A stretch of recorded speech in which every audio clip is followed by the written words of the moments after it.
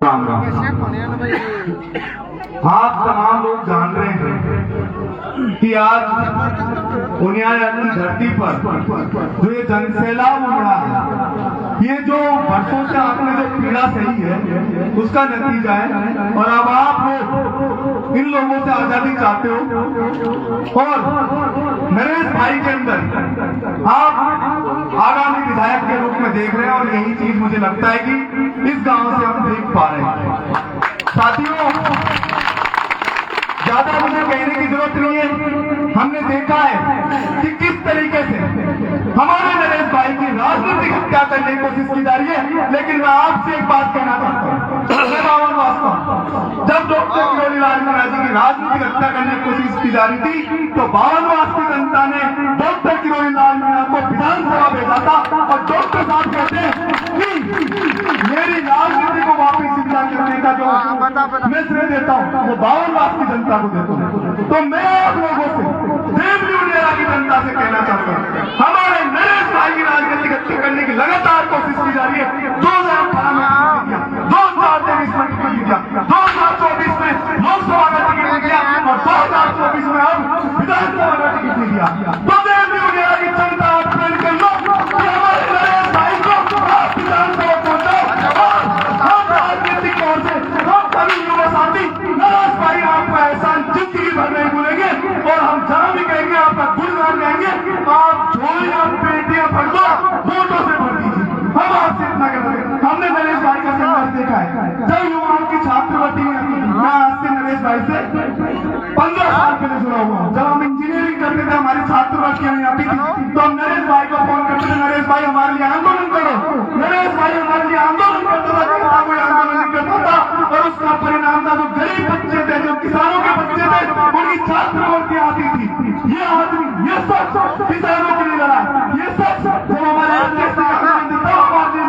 अभी हमारे जो निर्णय है उनके खिलाफ सख्त हो रहा है, ये सब किसानों के लिए लड़ा है। तो आप लोगों से मैं कहना चाहता हूँ, अगर आपने नरेश भाई को विधानसभा में पहुंचाया, यहाँ पर किसी भी तरीके का किसी से पुलिस प्रशासन से आप नहीं डरोगे। आपके काम तुरंत होंगे। कोई किसी को 1 रुपया 2 रुपया भ्रष्टाचार के तौर पर रिश्वत के तौर पर देने की जरूरत नहीं पड़ेगी। ये हम सीधा आपसे कहना चाहते हैं। तो आप लोगों से एक ही निवेदन है, प्लीज हमारे भाई की लाज रखो, हम युवाओं की लाज रखो, समाज की लाज रखो। जो आपसे उम्मीद कर रहा है देवली उनियारा की जनता से, पूरे राजस्थान देश भर की नजर है देवली उनियारा की जनता पर। ये आखिरकार देवली उनियारा की जनता के साथ फैसला लेती है। तो कम से कम जो लोग पूरे देश भर की जनता देवली उनियारा की जनता से जो उम्मीद कर रही है उस उम्मीद पर आप लोग खड़ा उतरिए और नरेश भाई का साथ दीजिए। इंकलाब इंकलाब, तुम संघर्ष करो, तुम संघर्ष करो, तुम संघर्ष करो।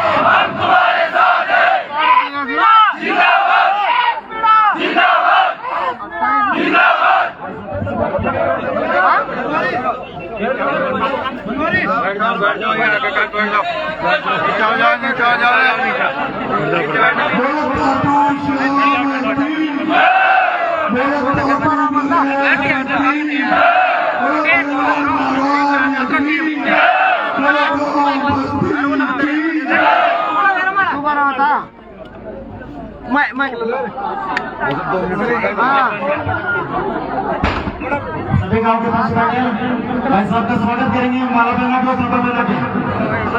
गांव के पास बैठे हुए भाई साहब का स्वागत करेंगे।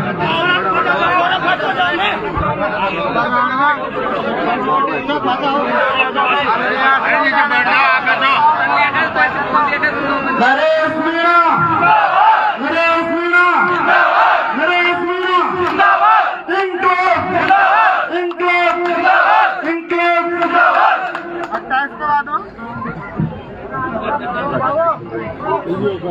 नरेश भाई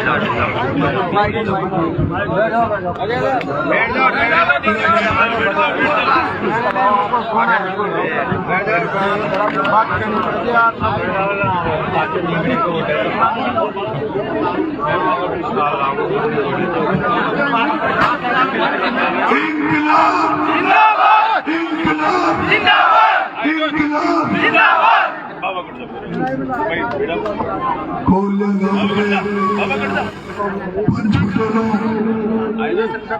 प्यारी माताओं, युवा साथियों, प्यारे बच्चों, आप सबको नरेश नगर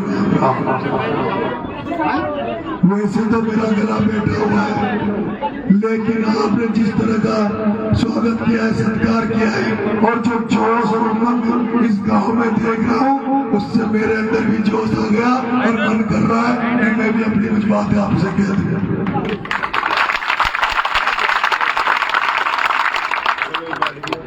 आप सबको पता है कि मैंने इस बार यहाँ से विधानसभा से कांग्रेस का टिकट मांगा था और बहुत मजबूती से, बहुत दमदारी से टिकट मांगा था और जिस तरह से मेरे टिकट की वकालत जिस नेता ने करी, उसका राजस्थान में बहुत बड़ा कद है, उसका नाम है प्रहलाद गुर्जर। जिस प्रहलाद गुर्जर के लिए मैंने कोटा में वोट मांगे, मैंने कोटा में जिनका साथ दिया, उस प्रहलाद गुर्जर ने, उस देवनाथ भगवान के बेटे ने, उस साधु माता के बेटे प्रहलाद गुंजल ने वीटो तोड़कर, सारे लिमिटेशन को तोड़कर और खुले तौर पर नरेश मीणा के लिए टिकट मांगा था। और मुझे अंदाजा लगा था, जिस तरह की गुंजल साहब की हाईकमान में भी पकड़ थी और जिस तरह से इस बार मुझे भी भरोसा था कि इस बार तो सारे नेता मेरे से खुश है, इस बार तो मुझे टिकट मिल जाएगा, क्योंकि पायलट साहब का एरिया था, पायलट साहब भी तैयार थे, टोटा साहब जी भी तैयार थे, अशोक गहलोत साहब भी तैयार थे और दिल्ली में कुछ नेता बैठे थे, वो भी मेरे लिए तैयार थे कि इस बार इस युवा को मौका देंगे। लेकिन जो हमारे समाज के जो नेता बैठे, जो सोचते हैं केवल हमारे परिवार तक राजनीति सीमित रहे, केवल हमारे बच्चों तक राजनीति सीमित रहे, उन लोगों ने वीटो कर दिया और वीटो करके आपके बेटे का टिकट कटवा दिया। चीजें अंदर बहुत रखी है। आइए, केवल पहली बार टिकट नरेश मीणा का नहीं कटा। अरे मैं तो जब छबड़ा ने टिकट मांग रहा था, तब भी यही के किसी बड़े नेता ने तब भी किसी को फोन किया था कि नरेश को टिकट मत देना, वो तो जनरल सीट है, और वहां पर एक राजपूत को टिकट मिला था। लेकिन मैं जब देख रहा था और जब ये भरोसा उठ गया, इस बार जब टिकट कटा तब एकदम निराश हो गया था। आपके अलीगढ़ की धरती पर धरना देके बैठा था कि जब लिस्ट आएगी तो मेरा नाम 100% आएगा, 200% आएगा। लेकिन रात को 12 बजे लिस्ट आई, उस लिस्ट में आपके बेटे का नाम नहीं था, और जब आपके बेटे का नाम उस टिकट की लिस्ट में नहीं था, तब मेरे साथ वहाँ 100-200 जो लड़के बैठे थे, वहाँ शिवनाथ बेटा था, मनोज बंटी उकलाना बेटा था, देशनाथ दारोड़ा बेटा था, इस तरह के जो युवा साथी जो यहाँ पर इसी देवली उडियाला में जिन्होंने कई चुनाव देखे, वो सारे लोग रोने लग गए। मैंने उनसे पूछा, अपना को टिकट नहीं मिला, अब बताओ क्या करें? उन्होंने कहा, भाई साहब ये देवली उडियाला बहुत बड़ा क्षेत्र है, आज दिन तक यहाँ निर्दलीय की पार नहीं पड़ी, कई बार कई निर्दलीय कैंडिडेट लड़े, हमने राजपा का भी लड़ाया, वो भी 17-18 में सलट गया। विक्रम मीणा, विक्रम गुर्जर पिछली बार आरएलपी से लड़ा, वो भी 16-19 में सलट गया। ये देवली उडियाला या निर्दलीय पार नहीं पड़ेगी। और जैसे उन भाइयों ने मेरे से कहा, भाई साहब अपनी ताकत इतनी नहीं है, आप पहले भी चुनाव लड़ लिए, वो आप दूसरा चुनाव लड़ेंगे पर लोड नहीं झेला जाएगा। और तभी मैंने उन भाइयों की बात मानकर ये कह दिया था कि मैं चुनाव नहीं लड़ूंगा, और यहाँ से रात को 12 बजे ही मैं जयपुर चला गया था। लेकिन जब मैं सुबह जयपुर में उठा, सुबह जब मैं नींद से उठा तो पूरे राजस्थान से फोन आ रहे थे कि नरेश मीणा, जब इस उम्मीद के साथ ऐसे चांस मिला था, इस उपचुनाव में तेरे को टिकट नहीं मिला तो कोई गारंटी नहीं है कि 2028 में भी तुझे टिकट मिलेगा। क्योंकि मैं जिन नेताओं से लड़ लिया, जिन नेताओं के खिलाफ मैं बोलता हूँ, वो बहुत बड़े नेता थे। प्रमोद जैन भाया से लड़ा, उसकी दुकान बंद कर दी। ओम बिरला से लड़ा, ओम बिरला आज देश का 3रे नंबर का आदमी है, और उसकी जितनी बीजेपी में चलती है उतनी ओम बिरला की कांग्रेस में भी चलती है। ओम बिरला से दुश्मनी हो गई, प्रमोद जैन भाया से दुश्मनी हो गई, शांति धारीवाल से कोटा में दुश्मनी हो गई, इधर मुरारी लाल तलवार लेके वह बेटा रहता है, कब नरेश की गर्दन आए और कब नरेश की गर्दन को राजनीति में उड़ा दूं। हरीश मीणा कभी नहीं चाहेगा ये नरेश मीणा नेता बने, एमएलए बने। और जिस तरह से मैंने यहाँ टिकट मांगा था, उससे तो तय हो गया था कि मीणा नेता कभी भी मुझे बर्दाश्त नहीं करेंगे, सहन नहीं करेंगे। मैं कई बार इनके पास मदद मांगने जाता था, कई बार बार मदद मांगने जाता था, साहब मेरी ये मदद करो, तो ये कहते थे तेरा ये क्या लेना देना है, तू तो जब आ रहा में उधर ही मार उधर ही रहे, इधर कोई लेना देना नहीं है।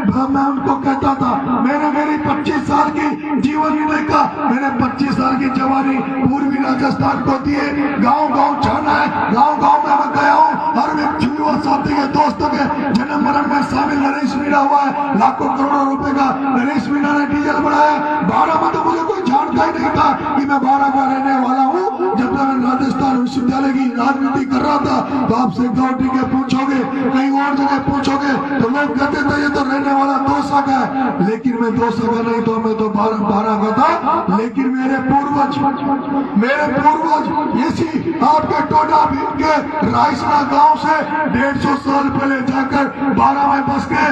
आपके बेटे की मेन गोद है, आज भी हम घटवासन मैया को ढोकने नादोती में आते हैं, गुलाब चंद्र जी में आज भी हम घटवासन मैया को आते हैं। मेरे को लग गया पूर्वी राजस्थान में जो नेता बैठे ये कभी नहीं चाहेंगे नरेश तुम राजनीति में आगे हो। लेकिन जब मैंने देखा कि चलो मेरा नंबर नहीं आएगा, कोई और युवा आ जाए, कोई और नेता आ जाए, लेकिन मैंने जो हालात देखी है, सबको अपने बेटों की चिंता है, सबको अपने बच्चों की चिंता है। इस बार जब मेरे को ये लगा, सुबह में उठा तो लोगों ने कहा ये तो बिल्कुल ही मत सोचे कि 2028 में तुझे टिकट मिलेगा, जब भी बढ़ेगा तो तुझे निर्दलीय ही बनना पड़ेगा, चाहे तो अभी लड़के निर्दलीय बन, चाहे 28 में निर्दलीय लड़ या कभी भी लड़, पार्टी तुझे टिकट नहीं देगी। और मैं ये भी जानता हूँ मेरे पास दूसरी पार्टियों के ऊपर आए थे, हमारी पार्टी से लड़ लो, हमारी से लड़ लो, पर मैं इस कल्चर को जानता हूँ, यहाँ पर केवल एक जाति से कोई व्यक्ति चुनाव नहीं जीत सकता। इस देवली यूनियन में एक जाति से कोई चुनाव नहीं जीत सकता। इस एरिया में अगर निर्दलीय चुनाव जीतना है या कांग्रेस बीजेपी के अलावा किसी फ्रंट से चुनाव जीतना है, तब तक नहीं जीत सकते जब तक सर्व समाज का आशीर्वाद नहीं हो, तब तक 36 कौम का आशीर्वाद नहीं हो। और मैं जानता हूँ निर्दलीय व्यक्ति जब चुनाव लड़ता है उसको जो बीजेपी में जो नाराज लोग कैंडिडेट के रहते हैं वो भी वोट देते हैं, कांग्रेस से जो नाराज लोग रहते हैं वो भी वोट देते हैं, अन्य लोग भी व्यक्ति देख के चेहरा देखकर, हजारों लोग ऐसे हैं जो आदमी देखकर पार्टी से ऊपर उठकर आदमी देख कर वोट देते हैं।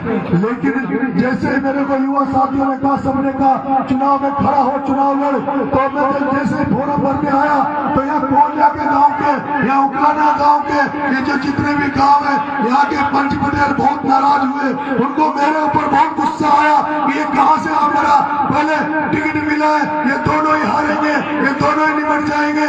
उसके लिए तो मैं आपसे माफी चाहता हूँ, जो नाराजगी आपके दिल में थी, दिमाग में थी, मुझे पता है बुजुर्ग बहुत नाराज हुए थे, हमारे जो पंच पटेल थे वो बहुत नाराज थे कि नरेश को निर्दलीय नहीं लड़ना चाहिए।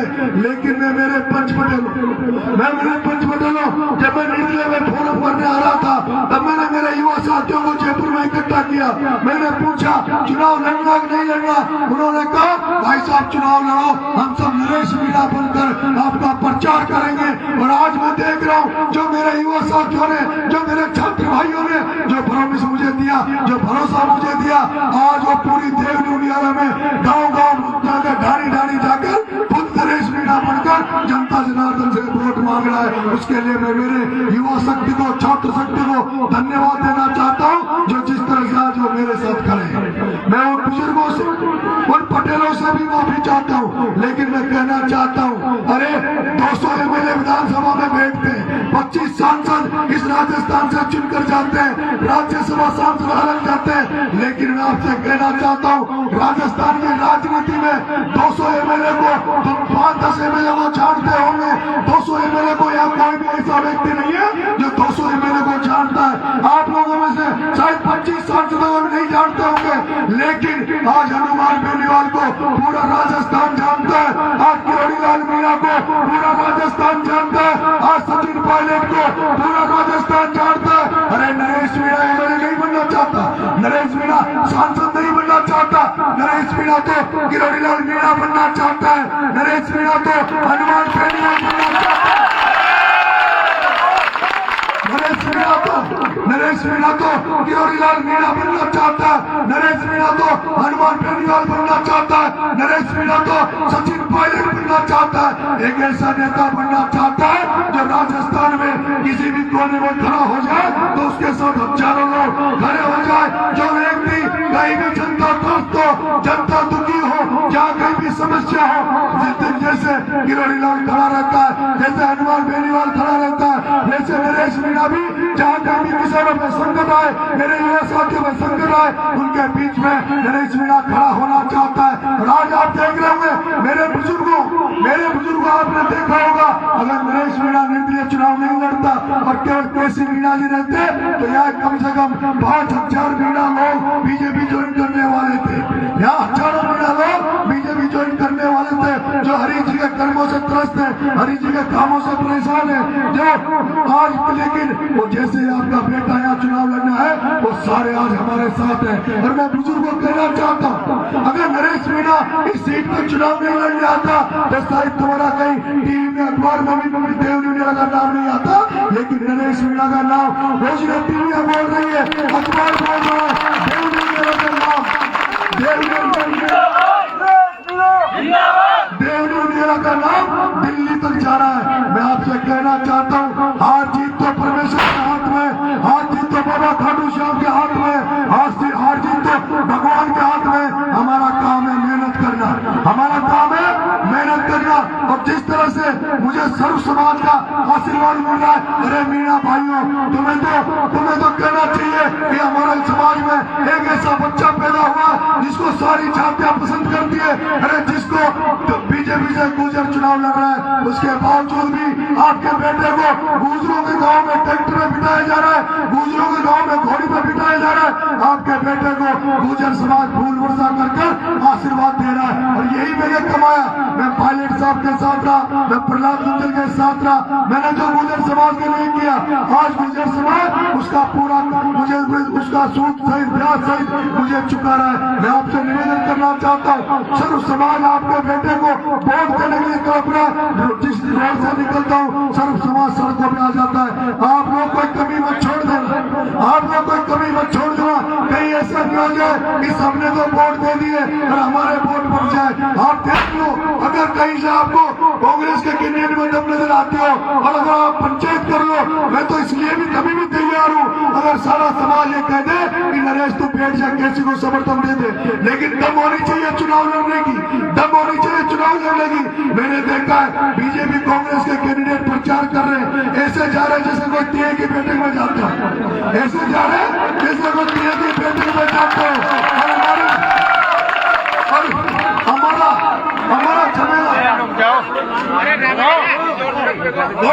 हमारा झमेला जहाँ से निकल रहा है, हमारा काफिला जहाँ से निकल रहा है, ऐसे लग रहा है जैसे नरेश मीणा की फिर से बरात निकल रही है, जैसे नरेश मीणा की जिस रोड से सेना निकल रही है, कहीं घोड़ी पर बैठ रहे हैं, कहीं उड़ पर बैठ रहे हैं। अरे मेरे भाइयों, आज तो गाँव में भी कह रहे, शहरों में बैठे लोग भी कह रहे, सारे में शहर में बैठे, कस्बों में बैठे जनरल कास्ट के लोग कह रहे, व्यापारी कह रहे कि ये लड़का कहाँ से आया है, ये लड़का कहाँ था जो आज जिसमें लड़के ने 25 तारीख से और 8 दिन में देवली में चप्पे चप्पे में नाम हो गया, जिसका जबान जबान पर नाम है। क्या कोई पहले चुनाव हुआ है आपके?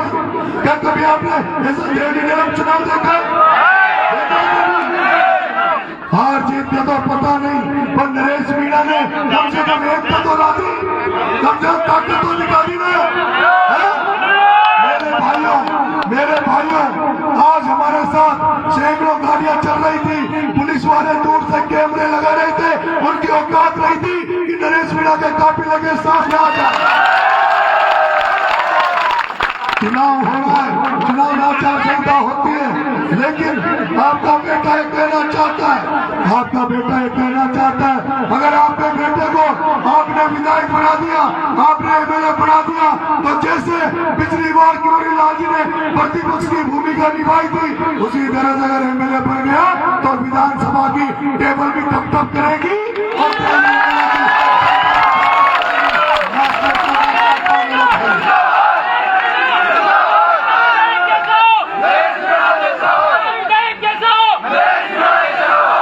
इसलिए मेरे बुजुर्गों, जो अगर कोई अभी भी नाराज हो तो मैं उनका पैर पकड़ के, ये युवा शक्ति पैर पकड़ के, हमसे कोई गलती हो तो माफ करना, लेकिन चुनाव में हार जीत होती रहती है, हार जीत मायना नहीं रखती, लेकिन ये देवली इंडिया की धरती, यहाँ की जनता ये याद जरूर रखेगी। मैं आपको एक उदाहरण देता हूँ, किरोड़ी लाल जी मीणा को एक बार बारी से टिकट दिया तो दलजीत सिंह चीकू के खिलाफ, किरोड़ी लाल जी मीणा साहब को बारी से दलजीत सिंह चीकू के खिलाफ टिकट दिया था।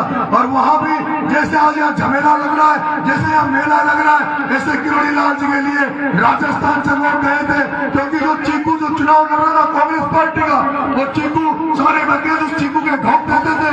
उस जमाने में चीकू के घर में हेलमेट था और राजीव गांधी का साधु था, लेकिन जब किरोड़ी लाल अपनी सेना के साथ जब धौलपुर के उस बारी में चुनाव लड़ा तो चीकू सड़क में आ गया, उसकी मां ने पहली बार वोट मांगे और उसके बाद किरोड़ी लाल चुनाव तो हार गया। किरोड़ी लाल बारी में चुनाव तो हार गया। उस चुनाव में किरोड़ी लाल ने एक नारा दिया था कि जो हमारे जो लोग थे वो मजदूरी, हमारे जो लोग थे वो चीकू की खाने थी, माइंस थी, चीकू की खानों में हमारे लोग मजदूरी करते थे। तब किरोड़ी लाल ने नारा दिया था कि हम मजदूरी नहीं करने दूंगा, जिसका हथौड़ा है उसी की खान होगी। और जो हमारे लोग जो हथौड़ा खानों में चलाते थे, किरोड़ी लाल चुनाव में हार गया, लेकिन उसने वो आंदोलन किए और आज की तारीख में आप धौलपुर में जाओ, हमारे लोगों की सारी खाने हमारे लोगों की, हमारे लोग वहाँ मजबूत हो गए। मैं आपसे कहना चाहता हूँ, उसके बाद आप सब लीडर बने और उसके बाद उस चीकू की माँ ने उस किरोड़ी लाल को बुलाकर ये कहा कि मैं तो सोचती हूँ मेरा बेटा टाइगर है, लेकिन मैंने दूसरा टाइगर किरोड़ी लाल नाम का देखा जिसने हमें सड़क पर उतार दिया। मैं आपसे कहना चाहता हूँ, ये चुनाव परसों तक याद किया जाएगा, ये विधानसभा का चुनाव परसों तक याद किया जाएगा कि देवली में उपचुनाव हुआ था और वो इतना खतरनाक हुआ था जिसमें हजारों लोग केवल रोड शो में टूर में जा रहे हैं। अरे ये जो बीजेपी कांग्रेस वाले हैं ना, ये हेलीकॉप्टर उतारते हैं, पैसे देके गाड़ी घोड़ी मंगाते हैं, तो इनके पास इतनी संख्या नहीं होती जितनी संख्या हमारे प्रचार में साथ चल रही है।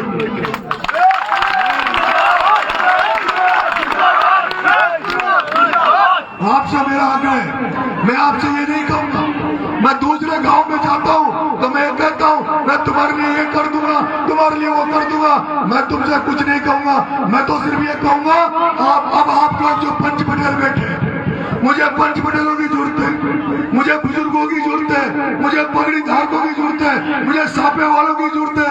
ये युवा सेना तो हजारों की तादाद में मेरे साथ है, लेकिन बुजुर्गों का मुझे आशीर्वाद चाहिए। मैं चाहता हूँ अब बुजुर्ग इस मोर्चे को संभाले, आप आशीर्वाद दें, आप इस रथ को आगे बढ़ाए, जो रथ हम लोग खींच के ले आए, इस रथ को आगे बढ़ाने का काम बुजुर्गों को करना चाहिए। बुजुर्गों को गाड़ी घोड़े उठाने चाहिए और बुजुर्गों को निकल जाना चाहिए।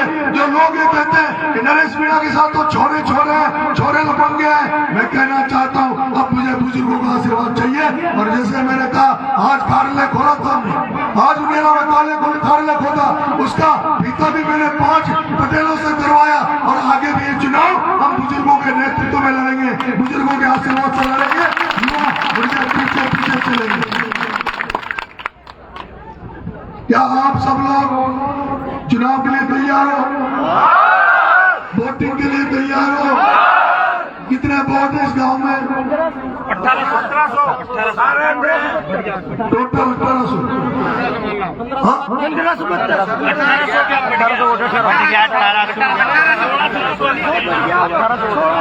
अभी कोलिया गांव में 1800 वोट है।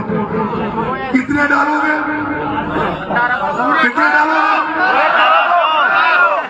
पिछली बार कितने डाले थे? 1300 पहले 1600 थे, पहले 1600 वोट थे, उनमें 1300 डले थे। इस बार 1800 कितने डलेंगे? 1800 भी 1800 एक कर देना, 1800 से 1800 एक कर देना। 1799 नहीं रहने चाहिए, 1799 नहीं रहने चाहिए। चाहे पेटी तोड़नी पड़े या कुछ भी करना पड़े, मुझे 1800 वोट चाहिए। दोगे?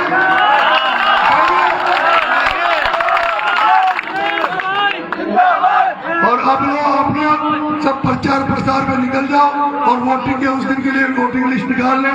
जो इस्तीफाओं के युवा साथी है वो वोटिंग लिस्ट लेके अभी टिक कर लेना, कौन सा वोट गांव में नहीं है उसमें टिक कर लेना, उसकी तैयारी करना और उसके बाद में पूरा मतदान करना। और यही बात अपने आसपास जितने भी गांव है सबसे कहो, एक ही टारगेट रखो, एक ही टारगेट रखो, 100% वोटिंग होनी चाहिए, 100% वोटिंग होनी चाहिए। चाहे जो ऊपर चले गए ना कोई आदमी और उसका वोटिंग लिस्ट में नाम है, उसकी भी इच्छा है कि नरेश मीणा का वोट डले, वो आप जानो, ठीक है। वोट सबका, वोट एक भी नहीं देना चाहिए, जिसका वोटिंग लिस्ट में नाम है उसका वोट डलना ही करना चाहिए। बहुत बहुत धन्यवाद, माताओं को बहुत बहुत धन्यवाद, इतनी रात को आप अपने बेटे को आशीर्वाद देने आई हो, उसके लिए बहुत बहुत धन्यवाद। अगर आप चलेंगे ना, आप सबका बहुत बहुत धन्यवाद। और अब मेरे को भरोसा हो गया कि जिस तरह से बुजुर्ग और युवाओं का आशीर्वाद है इस चुनाव को हम फतेह करेंगे। बहुत बहुत धन्यवाद।